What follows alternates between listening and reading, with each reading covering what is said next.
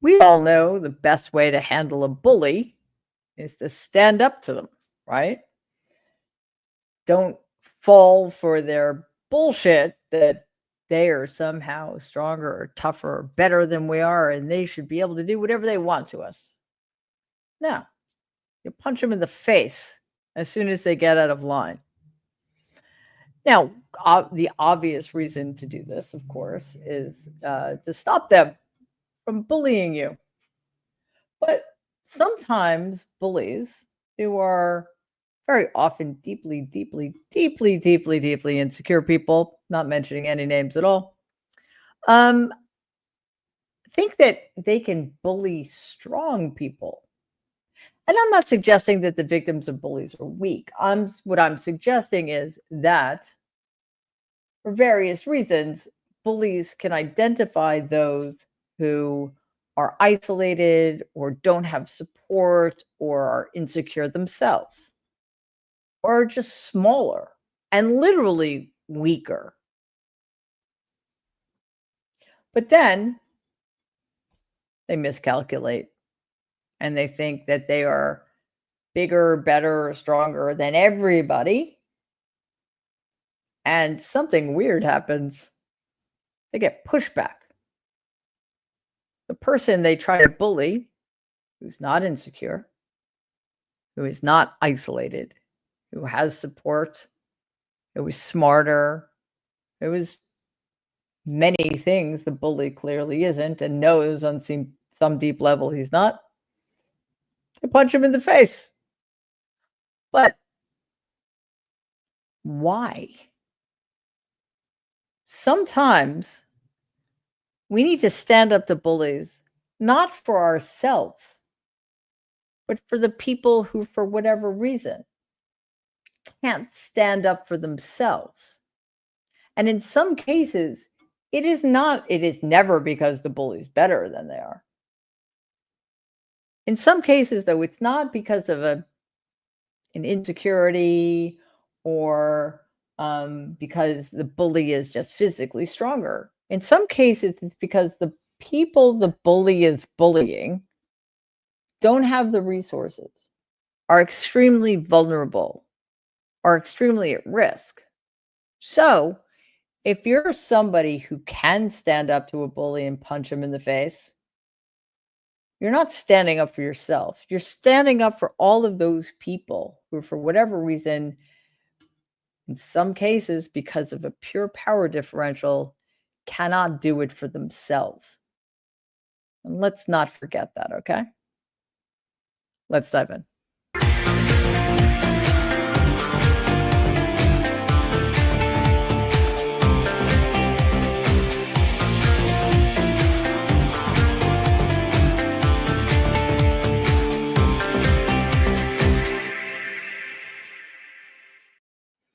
Know any big tough guys? No. Let me try again. Know any guys who think they're big and tough but aren't? Who just have to pretend they are because they're so pathologically insecure and pathetic and weak? I don't know anybody like that person. Just kidding. Yes, of course, we all know who I'm talking about. It's Donald. He's the most pathetic, weak person on the planet. And all of his bullying, all of his pretense is because he knows it and it drives him crazy. And on top of that, he keeps getting played because, like so many bullies, he thinks he's smarter, better, tougher than he really is. So you know how he's been saying, first of all, that the whole tariff thing was just a way to bully other countries into doing his bidding. Why? Because he believed in his mind that as president of the United States of America, he had more leverage and more power. And in many, many, many cases, sadly, that was true. Because remember, bullies don't fight fair either. They're willing to take advantage of unfair discrepancies between them and the person they're bullying. So, because of his perceived invulnerability, Donald has been acting tough on tariffs and saying that even with China, he will not back down from his absolutely insane 145% tariffs. Well, Guess what? Here's ABC News with a report. President Trump is signaling a potential major reduction in tariffs on China. He posted on social media, quote, an 80% tariff on China seems right, saying it's up to Treasury Secretary Scott Bessent. The move comes as Bessent is set to meet with Chinese officials this weekend. Yeah, well, first of all, the big thing that everybody is watching for, especially the markets, is this meeting that's coming up this weekend between U.S. and Chinese officials. And President Trump, he is signaling a shift in tone ahead of these meetings. He's posting on Truth Social a suggestion that he's willing to lower tariffs on China to 80%. Now, that is significant because just days ago, the president said he was not willing to pull back tariffs on China in order to get substantive negotiations. But look, 80% is still extremely high, though it is much lower than the current 145% tariffs on China. But even at 80%, that could still be cost prohibitive for a lot of American businesses. Yeah, well, 80% is also insane. It's just not as insane as 145%. So, what are we even talking about here?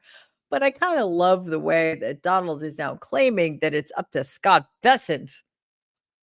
I'm pretty sure it wasn't Scott Bessent's idea to start the trade war in the first place and start imposing unilateral, unprovoked tariffs on other countries. But that's the other thing about bullies. They don't really take responsibility for anything either. So, yeah, the meeting is in Switzerland, but I've got to be honest with you. I think it's much less about a trade deal than it is about trying to de-escalate tensions between the United States and China that are entirely the fault of Donald Trump. A reporter asked Press Secretary Caroline Leavitt how Donald came up with the 80% number, and I think her answer is telling. Watch this. As for the 80% number, that was a number the president threw out there, and we'll see what happens this weekend. Oh, wow, that's helpful. Yes, he threw it out there. And I guess what, parenthetically, we're supposed to think, after very careful consideration and conferring with the top economic experts on tariffs on the planet. No, he literally just pulled this friggin' number out of the air. Because I don't know, he likes round numbers, and 80 sound. Oh, maybe it's because he's almost 80, and that's on his mind. I mean, he's not turning 80 this year, but we're going to round up. That's what we're going to do. So this also comes after China has been alleging that Donald has been lying about various communications between him and Chinese President Xi Jinping. These talks are slated for Saturday, and listen, I don't like it when Donald gets a win, if you can call, crawling along in your hands and knees and begging for forgiveness in a way that, well, he's not exactly doing that, but he's humiliating himself. I mean, if you want to call that a win, that's a win for us. But the truth of the matter is, even though it will still be bad, it will be better. And we want that for our economy, no matter how Donald spins it. Speaking of more bad news, our air travel systems are really in trouble. And that is entirely because of the massive and ill-considered cuts that have been made to the travel industry and the FAA since the Trump regime came into power on January 20th. We could really use a leader here, but we don't have any. Newark Airport, which has been at the center of this unfolding and worsening crisis, is back in the news today because airport radar screens went black again last night. This morning, things got even worse at Newark Liberty International Airport. ABC News covered the latest on what's looking like an increasingly dangerous situation. Radar screens at Newark Airport went black again early this morning. It's the second outage at Newark in as many weeks, and it's raising some serious safety concerns. The radar controller, who is based in Philadelphia but controlling the airspace around Newark, that they had another blackout again, another radar outage again. And then they go on to a private jet, and they say, we just lost our radar. If you can contact us, stay at or above 3,000 feet on your approach into Teterboro. That plane was arriving from Cyprus.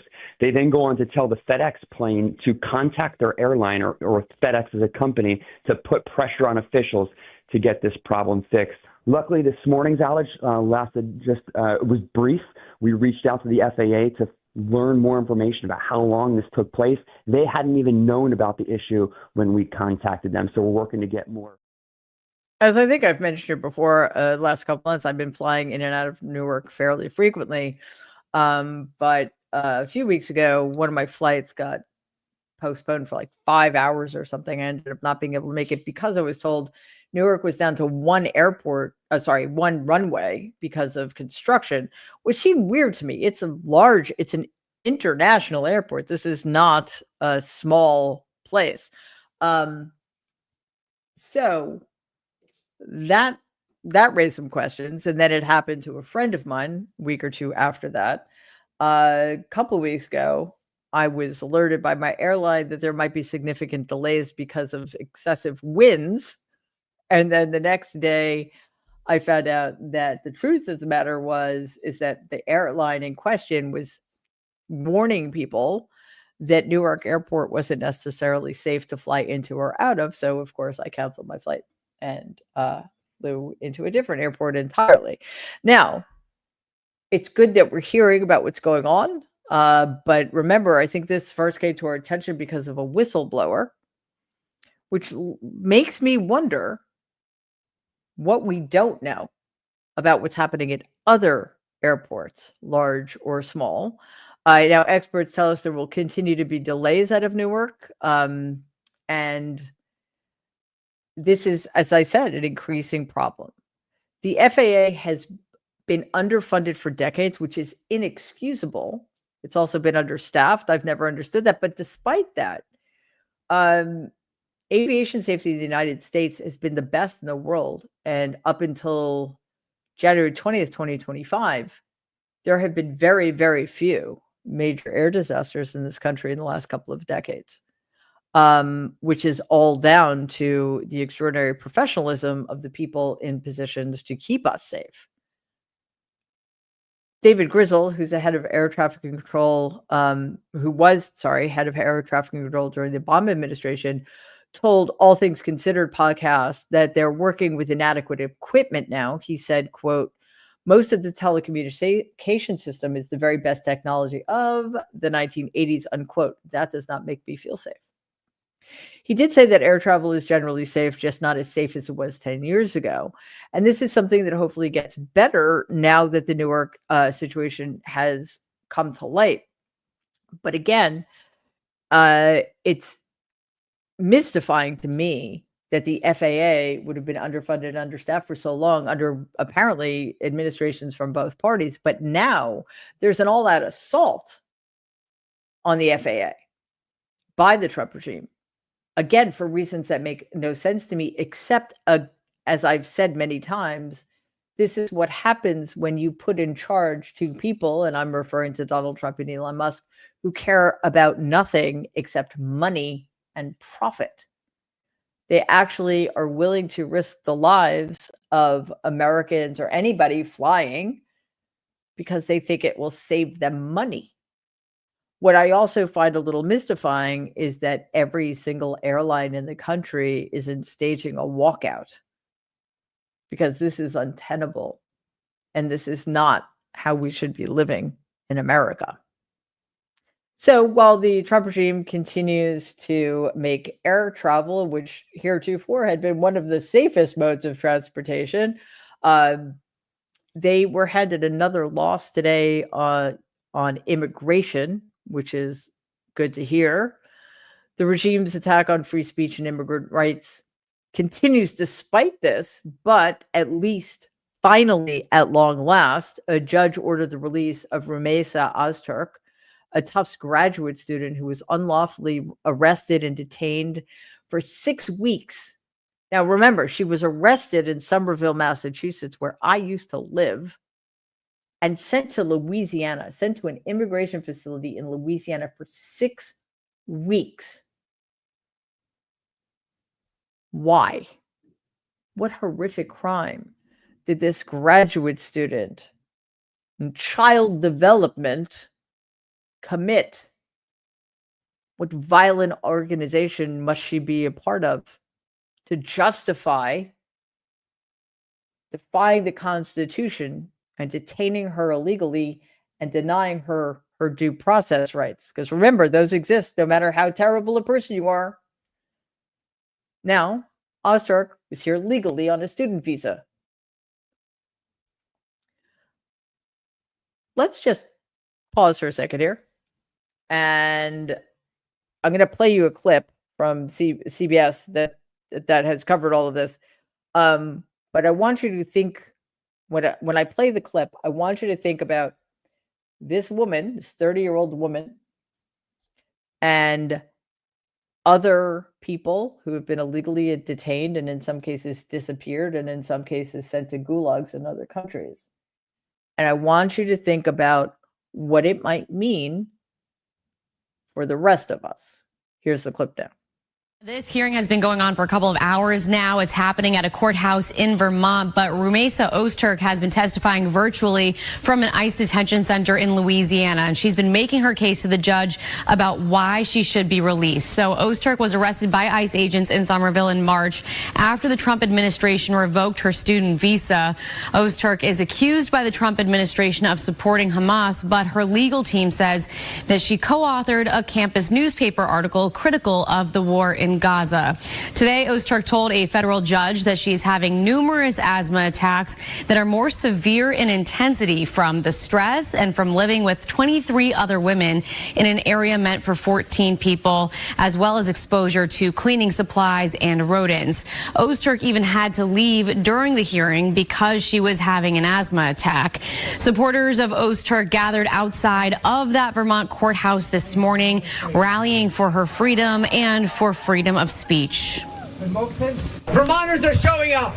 We are marching. We are speaking out. And we are fighting like hell. We're fighting for free speech. We're fighting for the free speech to fight for Rumeysa to speak in front of this courthouse right now. We're also fighting for the free speech to speak the truth. Okay. This woman was not charged with a crime. She did not commit a crime, unless you think thought crimes are crimes. Or sorry, thinking is a crime. Having an opinion is a crime. Those did not used to be crimes in the United States of America. Of course, neither the administration nor attorneys for the Department of Justice presented any evidence of any alleged criminal activities against Ms. Ozturk. So, back to what I asked you guys to think about while that clip was playing. What does this mean for the rest of us? Do you feel safe? Allegedly, well, sorry, not allegedly, this woman was arrested and illegally detained for 6 weeks because she wrote an op-ed critical of Israel's war against the Palestinian people in Gaza. I, too, have been critical of that. I have expressed pro-Palestinian sentiments. I have expressed my support for Israelis in the wake of October 7th. I have framed it as a situation in which Hamas and Benjamin Netanyahu are responsible for horrific crimes. Okay. Am I safe? Or how about this? I don't know if you know this about me. I am fairly critical of Donald Trump. Actually, I think he's a horrific human being who has committed crimes against humanity. It is a travesty and a tragedy that he has been allowed anywhere near the levers of power. I think he's a fascist running a fascist regime. And I think that the only way forward for this country is for him to be removed from office. I think he's a criminal. Well, I know he's a criminal. We all know he's a criminal because he's been convicted of 34 counts, felony counts. He's an adjudicated rapist. He is an insurrectionist. He's a traitor to this country. How am I doing so far? Am I getting safer with every word I speak? No. Do I have due process? No. Why? Because people like Rumeysa Ozturk don't. And in America, everybody's supposed to. Also, I mean, again, I take this a little bit personally, and I'm not at all suggesting that I'm in the same situation. Clearly, Ms. Ozturk is in a much more vulnerable situation. She is a brown person in America, and the Trump regime feels perfectly comfortable going after such people in a way that makes it very, very difficult for their voices to be heard. So while I'm relieved she had her day in court, I'm horrified and sickened that it took 6 fucking weeks to get her there. Also, I have asthma. I know what it's like not to have access to your medication while you're having an asthma attack. It is terrifying and excruciatingly painful, especially, well, I can't say this because I don't know. I can only imagine what it'd be like when you were more than 1,000 miles from what you were considered home in Somerville, Massachusetts, surrounded by people who may be criminals, surrounded by total strangers, surrounded by people who do not care about you or your well-being, without access to lawyers, without access to your family or your friends or your work. So I know what it's like to have an asthma attack under terrible circumstances, but nothing like that. So here's what I'm hoping. I hope that Ms. Ozturk sues every single person involved in this fiasco, this travesty, this horror, for everything they've got. And I hope she wins. And I hope it doesn't take as long as these things usually do. Today, Newark Mayor Russ Baraka was arrested at the Delaney Hall ICE Detention Center in Newark, New Jersey, during a protest against its opening. This clip from CBS New York has the details. Breaking news this afternoon out of Newark. Mayor Ross Baraka has been arrested and is now in ICE custody. Our cameras were rolling outside of Delaney Hall as the mayor was walked out in handcuffs. The news confirmed by the state's top attorney. Earlier this week, Baraka was vocal about being against using the location as a detention center for migrants. U.S. Attorney for the district there, Alina Habba, posted on X, saying the Newark mayor trespassed and ignored warnings from Homeland Security members. Ross Baraka has served as the Newark mayor since 2014 and is currently running for governor. Well, if Alina Habba says it, it must be true. Yeah, right. Okay. Baraka attempted to join a facility tour with Representatives Robert Menendez, LaMonica McIver, and Bonnie Watson-Coleman, but was denied entry, which led to a confrontation. I want to back up a bit because what was not shown fully in that clip is just how outrageous the scene was. So I want you to focus on Baraka. He's in the ball cap as he's being unlawfully detained.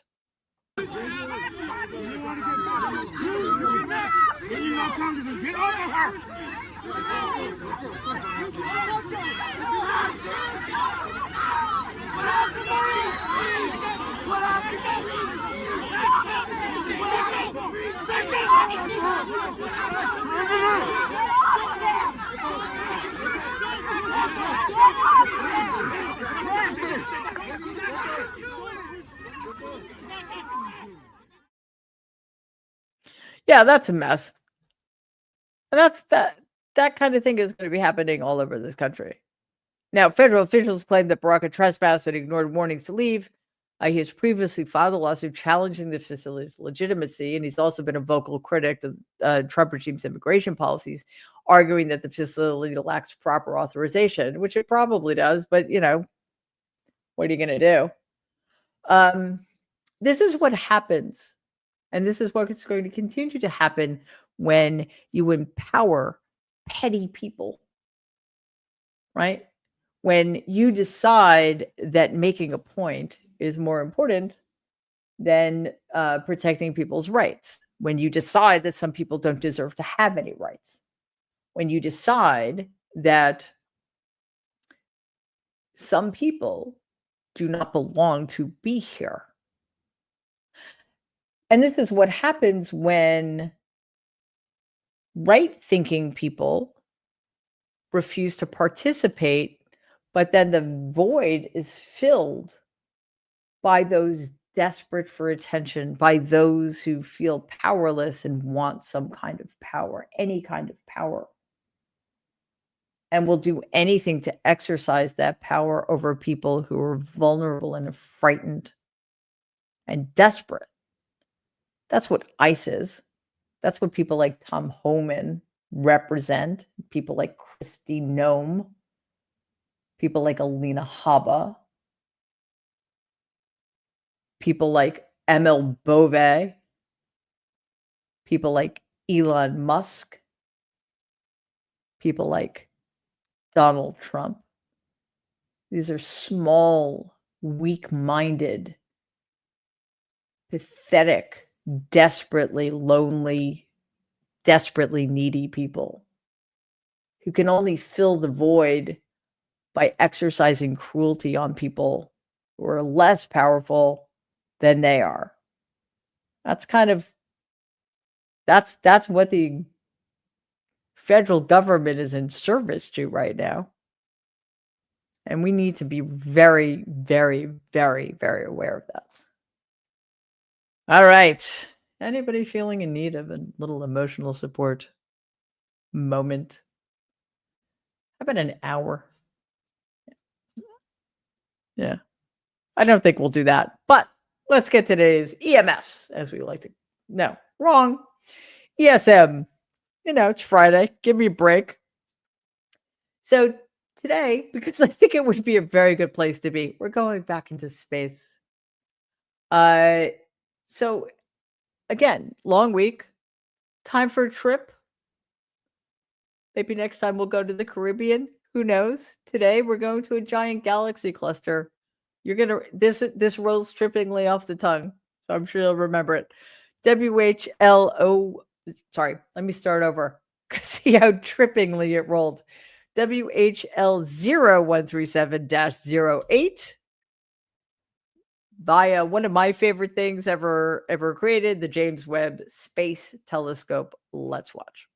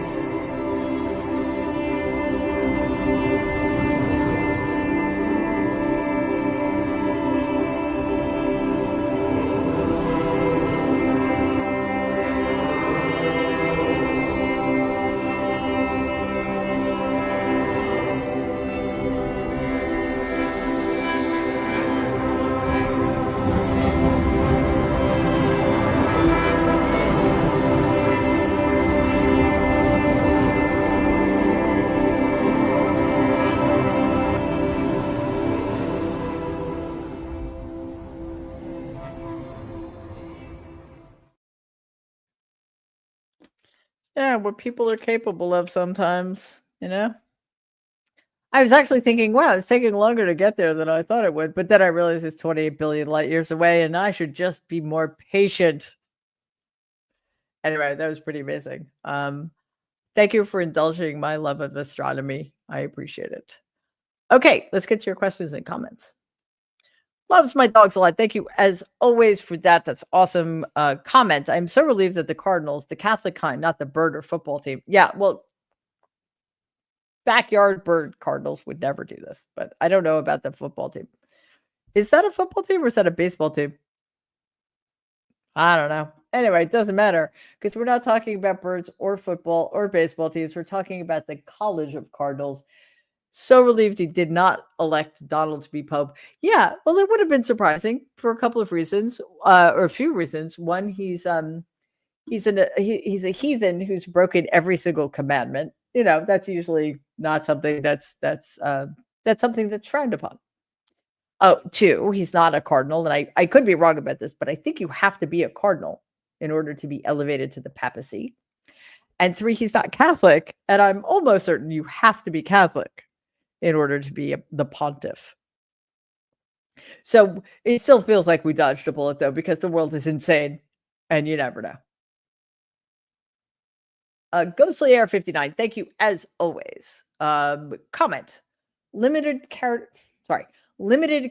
count book review fee. Oh, that's cool. And this is funny. WCELY is how I refer in documents to my last book, which stands for Who Could Ever Love You? Okay, so here we go. I read WCELY, your latest this week. It was quote unquote fire. Walked alongside of you throughout, saw myself in you, brilliantly written. You're a badass, loved it. Wow, I'm blushing now. But thank you for that. I really appreciate it.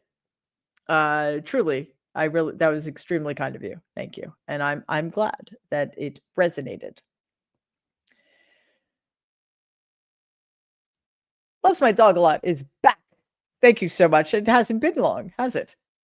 Comment, question. What? You're a critic of Donald? You are critical of Donald? Is there a fee for that? I think I'm paying it every day by having to be related to him. So, be paid in full.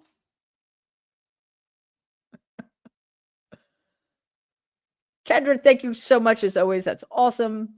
Comment: fee for having asthma and not liking this regime and ice. Yeah, no kidding. They should be paying us though. Like that's the thing here. We shouldn't be paying the fee. They should be paying the fee. Imagine if we could get ICE, Donald and ICE to fund independent media. That'd be fun. Like the good kind of independent media.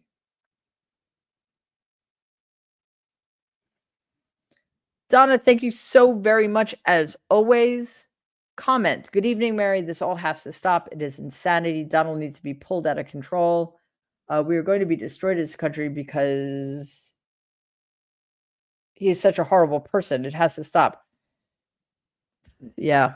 I mean, I think one of the things that makes this so difficult is it's so obvious that he's a horrible person, that he's cruel, that he's despicable, that he's the only person. I mean, I'm sure there are other people like Stephen Miller, but I haven't met Stephen Miller. Don is the only person I've ever met in my life who doesn't have one redeeming characteristic. And it's so, he doesn't even try to pretend otherwise, right? He doesn't hide it. So that plus his clear psychiatric and potentially, I'm not commenting on this, but potentially, from what I've heard, neurological decline, his cognitive decline, like what? Who can't see this? And I know it's because he's of use to a lot of people. I've talked about that a lot, but then there's some people who just don't see it at all. And that, I'm going to use a technical term, freaks me out. And yeah, it has to stop. Just the question is how. Ashley, thanks so much, Ashley. That's awesome. Question: I just went to Cedar Point. What is your favorite roller coaster and why? I'm not a huge roller coaster person. Went on one. Where was it? I think it was when my daughter was little. No, it couldn't have been because I was not going on. No, sorry. That would not have happened. Where was I though? I don't know, but somewhere in Florida, I think. And there was this really cool roller. Oh yeah, you know what it was with? It was not when she was little. It was when they were older, like I don't know, 12 or something like that. And there was a roller coaster that went up really, really high, and then it went backwards. That was a blast. Not a huge roller coaster person, but that was really fun. And I don't know what Cedar Point is, but I'm guessing it's a in a park, like a roller coaster park. See, I don't even know what the lingo is anymore. I'm so out of practice. Karen, thanks so much, Karen. That's a great question. Why can't people who are anti-Trump just refuse to comply with his orders, basically just say no? Not to mention, how can ICE and the police not feel so guilty when they can sleep at night? Well, as for the anti-Trump people, I don't know. It's cowardice. That's another thing that we need to figure out. Like, why do people support him? That's one question. Why do people who don't support him refuse to stand up to him because he's the weakest piece of garbage on the planet? I guess they just think go along to get along, or they're just afraid. And I'm not, people are afraid, they're afraid, but sometimes things are worth it,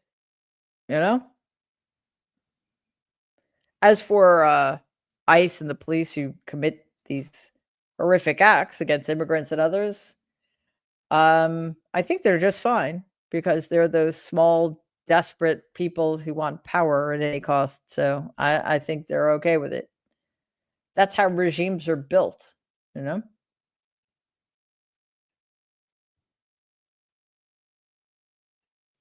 Mary, thank you so very much. Beefy, 5 cats. Yeah, that would be a good number for the Mary Trump Media Kitten Kindle. I would be in so much trouble, though. Lynette, thanks so much, Lynette. Question, did you hear about NASA's science budget being cut by 50%? Who's going to watch for asteroids? Yes, I did. Because Elon Musk needs more money. And he doesn't want competition because obviously NASA is infinitely superior and the scientists there are infinitely superior to anything and anybody Elon Musk could have anything to do with. It's disgusting. Dodie, thank you so much as always for that. Comment, hi Mary, so sick of Doge, ICE, and the regime strong-arming everyone who actually have more right to be there than the oppressors. Yeah, I am too. I'm not sure what else to say. I agree with you. I'm sick of it. I'm sick of them. I'm sick of what they're getting away with. Something has got to give. Just remember, as far as we're concerned, 2026 has started already. We need to prepare. His Divine Scadu, as always, thank you so very much.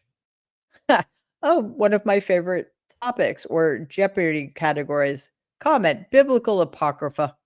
11th commandment, be excellent to each other. That sounds vaguely familiar.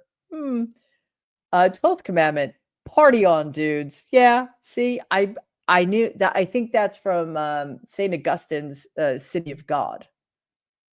So thank you for that. Oh, wait, I'm wrong. I think the second one is from Confessions.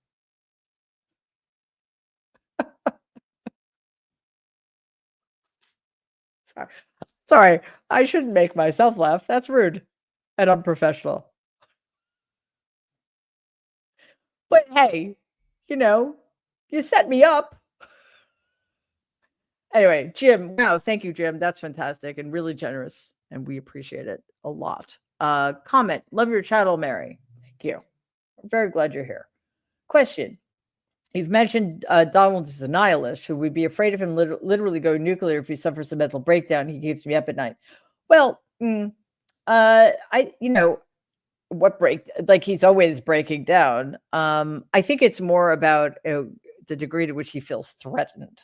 I mean, I've been saying this for a very long time. If he feels like he's going down, he will take all of us down with him. But what we've learned about him is that even when it seems like he's going down, he doesn't, So I think on one level, even though psychologically, like that's what he's wired for, he also has a lot of experience getting out of every jam he's ever been in and never having to pay any consequences. So just like I think the idea of his losing is almost incomprehensible. The idea of his actually being held accountable is absolutely incomprehensible because he's never been held accountable for anything. I think the idea that he's going down is also impossible for him to wrap his head around because it's never happened. And look Look at everything he's gotten away with. So I'm not saying we shouldn't be worried about him. Of course we should be. But I'm kind of more worried about the people around him at this point. But, good question. All right. And I want to thank cats are people too, because they are. That's awesome. Super sticker. Fabulous. Okay, guys, that does it for us tonight. Thank you, everybody watching on YouTube, everybody streaming on Twitter, and on my Substack, The Good in Us. To all my Good in Us people, thank you for being over here. And to everybody here, please go check out that awesome community over there. Just to all my Substackers, don't worry, it's all going to be full throttle up and running soon. There's been a lot going on behind the scenes here. Also to everybody listening to the podcast, much appreciated. To all of our super stickers and everybody giving us gifts, we seriously count on you guys. So it's great. And it's not necessary, but it really is important. The easiest way to support us is just to subscribe to the channel and click the bell icon, and you'll be alerted every time there are new videos. And a reminder, like, we have other videos. We don't just have the lives. We also have recorded videos dropping every single day, every day of the week, including weekends. So please like and share those videos, comment on them. All of that helps us on YouTube. And boy, do we need help on YouTube, because YouTube is acting weird. Our fantastic moderators. I hope there are a bunch of you tonight, because I know this is a tough gig, and we so appreciate that you do it out of the goodness of your hearts. And of course, to my extraordinary team, it has been another one of those weeks, but you guys got us through it in your usual exemplary fashion. So thank you so much for that. I really appreciate you. And I will be back on Sunday at 6 p.m. Eastern for Ask Mary Anything Within Reason. Never forget that part. And next week, Monday through Friday, every evening at 6 p.m. Eastern for Mary Trump Live. And again, don't forget to check out the videos that are dropping over the weekend, including one of my favorite things, our weekly Saturday episode of Trump Trolls Trump. I'm not going to tell you who's trolling who. I'm going to leave it for you to figure that one out, because I trust you. All right. I will see you Sunday, 6 p.m. Eastern, for Ask for Anything Within Reason. In the meantime, everybody, please stay safe and be kind.